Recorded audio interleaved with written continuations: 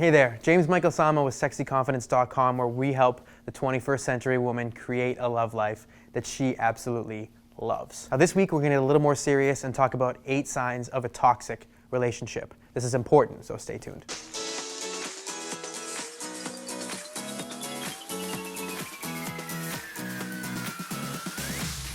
Now, this is a very difficult topic to discuss because you've got to be sensitive to people's feelings, but at the same time, give them a dose of reality. It's both disappointing and it's unfortunate to see how many abusive relationships are happening on a daily basis and thought to be normal. It's important to note that you don't need physical violence in order to have an abusive relationship. And don't forget, both men and women can be guilty of this. Now, if you're made to feel any of the following ways or recognize any of the following things, then you truly need to take a step back, put your emotions aside, and ask yourself what your partner is truly bringing to your life. First, if you always feel guilty but you don't know why. Is your partner always making you feel as though you did something wrong but you genuinely can't understand why? There are people who literally seek out and find issues, and when they can't find one, they create one. This is not the type of person who's going to change out of the blue, and you need to get away from them. Next, they're obsessively jealous. Now, it's okay to be kinda sorta jealous.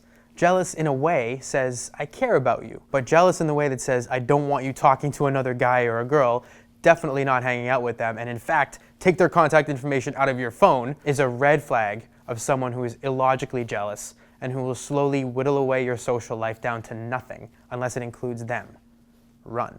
Next, you're paranoid about leaving your phone around. If you're genuinely doing nothing wrong, but are still worried about your partner snooping through your phone and asking you about what they find, you are not in the wrong. They have crossed the line and invaded your privacy. Next, it's always your fault. Now, nobody is perfect. If you're in a relationship with multiple conflicts and you find that they arise 100% of the time because of something you have been accused of doing that you really didn't do, then you need to run away, because it will not stop. Next, you're always the one going back. The frequent pattern of breaking up and getting back together is, by itself, a huge red flag and unhealthy for any relationship. However, when you find yourself to always be the one running back to them to apologize, even when you weren't at fault, you absolutely need to take a breather and use your mind. Next, you're never good enough. Do you get discouraged from following your goals or your dreams? Even if it's indirect, do you feel like you've actually lost self-confidence because of your relationship? A healthy couple will support and encourage each other, build each other up, cheer each other on as they follow their dreams, not the other way around. Next, you no longer do what you love. Do you have passions and hobbies that your partner doesn't approve of because of who's around you or where you go? If what you're doing is inherently innocent, they should have no issue with it. Every relationship requires compromise, but if you give up doing everything and essentially become a willing prisoner in an effort to avoid a fight or a conflict, this is not normal. Next, you never know when they're going to explode.